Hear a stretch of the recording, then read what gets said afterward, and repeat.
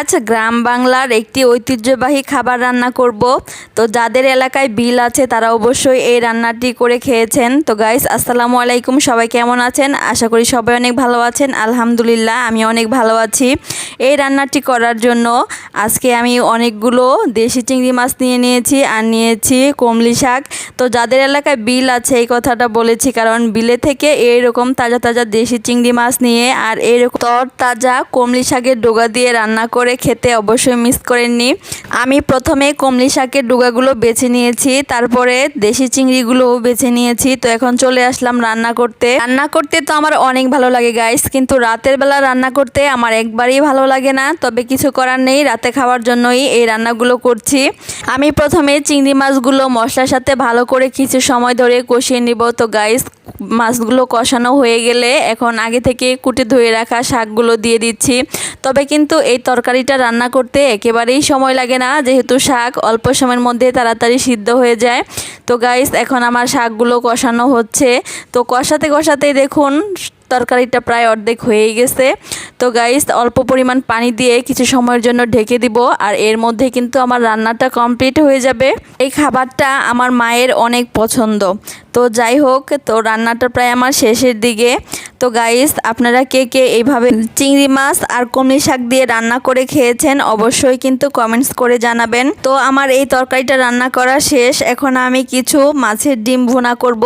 তো গাইস, জানি না কে কেমন করে মাছের ডিম ভুনা করে, আর আমি যেভাবে রান্না করি সেটাই আপনাদের সাথে শেয়ার করছি। আমি জানি আপনারা আমার থেকেও অনেক ভালো রান্না করতে পারেন, কিন্তু আমি যেভাবে রান্না করি সেটা শুধু আপনাদের সাথে শেয়ার করি। তো গাইস, মশলাটা ভালো করে কষানো হয়ে গেলে আমি এখন ডিমগুলো দিয়ে দিলাম। তো মাছের ডিম কিন্তু অল্প দিলেই, যখন মাছের ডিমগুলো ফুটে যায় তখন কিন্তু অনেকগুলো হয়ে যায়।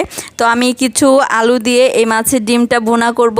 তো তার জন্য আমি আলু কুচি দিয়ে দিলাম, আর আলু কুচি দেওয়ার পরে কিছু সময় মাছের ডিমের সাথে ভালো করে কষিয়ে নিব। তারপরে পরিমাণ মতো পানি দিয়ে কিছু সময়ের জন্য ঢাকনা দিয়ে ঢেকে দিলাম। আর যে পর্যন্ত পানিটা ভালো করে শুকিয়ে না যাবে সে পর্যন্ত আমি মাছের ডিমগুলো ভাজতেই থাকবো। আর এই তো গাইস, দেখুন ভাজতে ভাজতে একেবারে ভিতর থেকে তেল ছেড়ে দিয়েছে, তার মানে আমার মাছের ডিমগুলো ভাজা হয়ে গেছে। আর আমি এখন কিছু গুঁড়ো মশলা দিয়ে চুলা থেকে নামিয়ে নিব। আর এই তো গাইস, আমার রান্নাটা কমপ্লিট, আর এখন আমি চুলা থেকে নামিয়ে নিচ্ছি। আর এই তো গাইস, গ্রাম বাংলার ঐতিহ্যবাহী তরকারি আর মাছের ডিম ভুনা দিয়ে খেতে বসে পড়লাম। তো আমার কাছে তো মাছের ডিম ভুনাটা খেতে অনেক মজা হয়েছে, সেই সাথে কমলি শাক দিয়ে চিংড়ি মাছের রান্নাটাও কিন্তু দারুণ হয়েছে। আপনাদের ভাইয়াও খেয়ে বলছে অসাধারণ হয়েছে। এখন বর্ষার সময়, আর এই সময়ে কিন্তু অনেক কমলি শাক পাওয়া যায়। আপনারা কিন্তু চাইলে এইভাবে দেশি চিংড়ি দিয়ে কমলি শাক দিয়ে রান্না করে খেতে পারেন, খেয়ে দেখবেন দারুণ টেস্ট। গাইস, আজকের ভিডিওটি এই পর্যন্তই। আমাদের ভিডিওটি আপনাদের কাছে কেমন লেগেছে অবশ্যই কমেন্টস করে জানাবেন। ভিডিওটিতে একটা লাইক এবং শেয়ার দিতে ভুলবেন না। আর যারা ফেসবুক থেকে দেখছেন এখনও আমাদের পেজটি ফলো দেননি, অবশ্যই ফলো দিয়ে রাখবেন। আর যারা ইউটিউব থেকে দেখছেন আমাদের চ্যানেলটি সাবস্ক্রাইব করে রাখবেন। সবাই ভালো থাকবেন, সুস্থ থাকবেন। আল্লাহ হাফেজ।